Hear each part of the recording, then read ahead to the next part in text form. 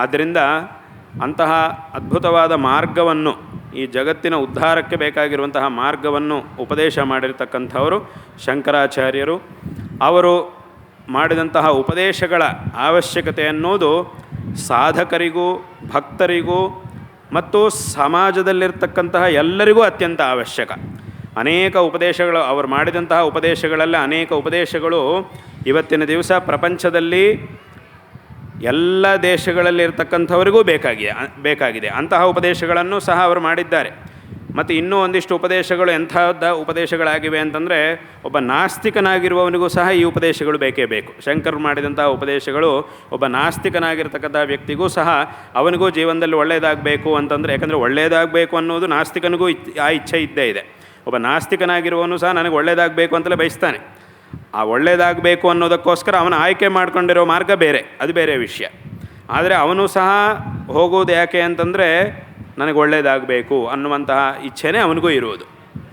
ಅವನಿಗೂ ಸಹ ಬೇಕಾಗಿರುವಂತಹ ಉಪದೇಶಗಳನ್ನು ಶಂಕರ ಭಗವತ್ಪಾದಾಚಾರ್ಯರು ಮಾಡಿದ್ದಾರೆ. ಹಾಗಾಗಿಯೇ ಅವರನ್ನು ನಾವು ಜಗದ್ಗುರುಗಳು ಎಂಬುದಾಗಿ ಹೇಳ್ತೀವಿ. ಹಾಗೆ ಅಂತಹ ಉಪದೇಶಗಳನ್ನು ಇಡೀ ಪ್ರಪಂಚದಲ್ಲಿ ಎಲ್ಲರಿಗೂ ಸಹ ಅತ್ಯಂತ ಅವಶ್ಯಕವಾದಂತಹ ಉಪದೇಶಗಳನ್ನು ಮಾಡಿರ್ತಕ್ಕಂಥವರು ಶಂಕರ ಭಗವತ್ಪಾದಾಚಾರ್ಯರು. ಹಾಗಾಗಿ ಅವರ ಒಂದು ಜಯಂತಿ ಉತ್ಸವ ಇಲ್ಲಿ ವಿಶೇಷವಾಗಿ ನಡೆಯಲಿ. ಅವರ ಸ್ತೋತ್ರಗಳ, ಕನಕಧಾರಾ ಸ್ತೋತ್ರ, ಸೌಂದರ್ಯಲಹರಿ ಸ್ತೋತ್ರ ಮೊದಲಾದಂತಹ ಸ್ತೋತ್ರಗಳ ಪಠನವಂತೂ ವಿಶೇಷವಾಗಿ ಆಗ್ತಾ ಇದೆ. ಹೀಗೆ ಅವರ ಸ್ತೋತ್ರಗಳು ಒಂದು ಪಠನ ಅದೆಲ್ಲವೂ ಸಹ ನಿರಂತರವಾಗಿ ಇಲ್ಲಿ ವಿಶೇಷವಾಗಿ ನಡೆಯಲಿ.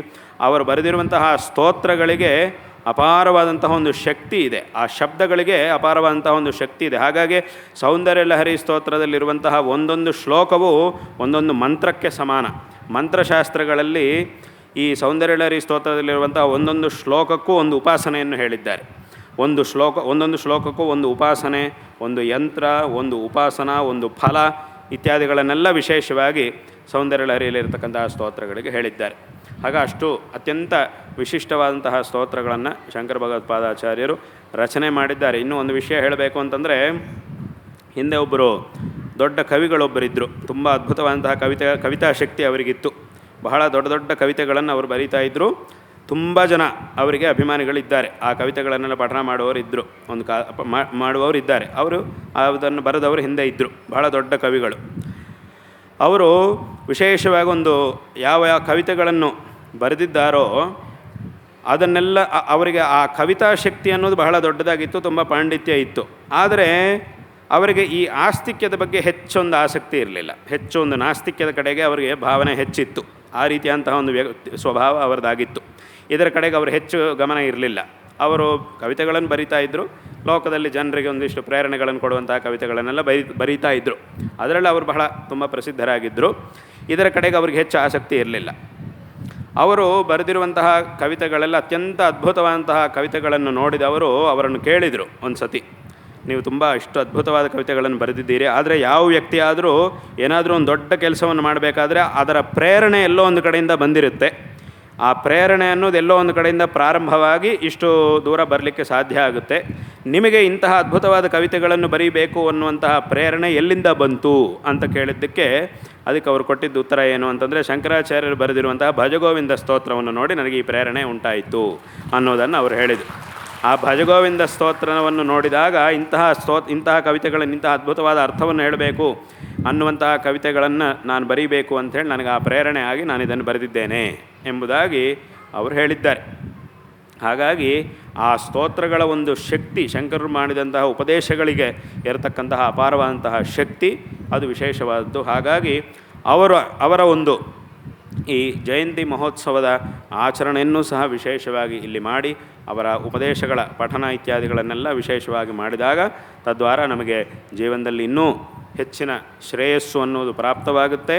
ವಿಶೇಷವಾಗಿ ನಾವು ಜೀವನದಲ್ಲಿ ಶ್ರೇಯವಂತರಾಗ್ತೀವಿ ಅನ್ನುವಂತಹ ವಿಷಯವನ್ನು ಈ ಸಂದರ್ಭದಲ್ಲಿ ಹೇಳ್ತಾ, ಈ ಧಾರ್ಮಿಕವಾದಂತಹ ವಾತಾವರಣವು ಇದು ಸದಾಕಾಲ ಹೀಗೆ ಇರಬೇಕು.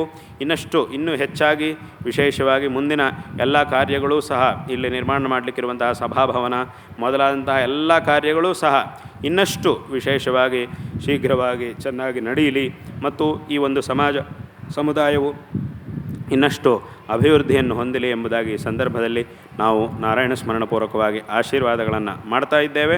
ಮತ್ತು ವಿಶೇಷವಾಗಿ ಈ ಎಲ್ಲ ಧಾರ್ಮಿಕ ಕಾರ್ಯಕ್ರಮಗಳು ಇಲ್ಲಿ ಚೆನ್ನಾಗಿ ನಡೆಯಬೇಕು ಮತ್ತು ಅದರಲ್ಲಿ ಈ ಒಂದು ಸಂಸ್ಕಾರವನ್ನು ಮಕ್ಕಳಿಗೂ ಸಹ ವಿಶೇಷವಾಗಿ ಎಲ್ಲರೂ ಸಹ ಕೊಡಬೇಕು.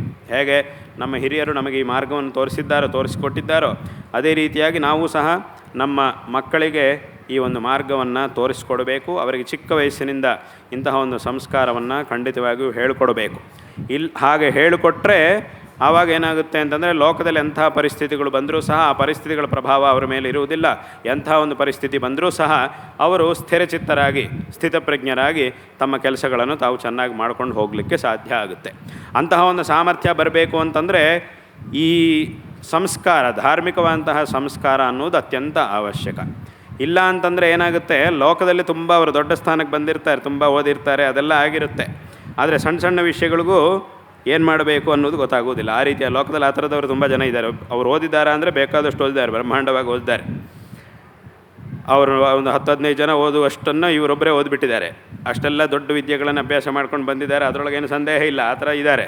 ಆದರೆ ಅವರು ಏನು ಮಾಡ್ತಾರೆ, ಸಣ್ಣ ಸಣ್ಣ ವಿಷಯಕ್ಕೂ ತುಂಬ ಬೇಜಾರು ಮಾಡ್ಕೊಳ್ತಾರೆ, ಸಣ್ಣ ಸಣ್ಣ ವಿಷಯಕ್ಕೂ ತುಂಬ ತಲೆಬಿಸಿ ಮಾಡ್ಕೊಳ್ತಾರೆ, ತಲೆ ಕೆಡಿಸ್ಕೊಳ್ತಾರೆ. ಇದು ಏನು ಮಾಡಬೇಕು, ತುಂಬ ಸಣ್ಣ ವಿಷಯ ಅದನ್ನು ಬಹಳ ದೊಡ್ಡದಾಗಿ ನೋಡೋದು, ತುಂಬ ಸಣ್ಣ ವಿಷಯ ಅದನ್ನು ಅಲ್ಲಿಗೆ ನೋಡಿ ಬಿಟ್ಬಿಟ್ರೆ ಮುಗ್ದೋಯ್ತು.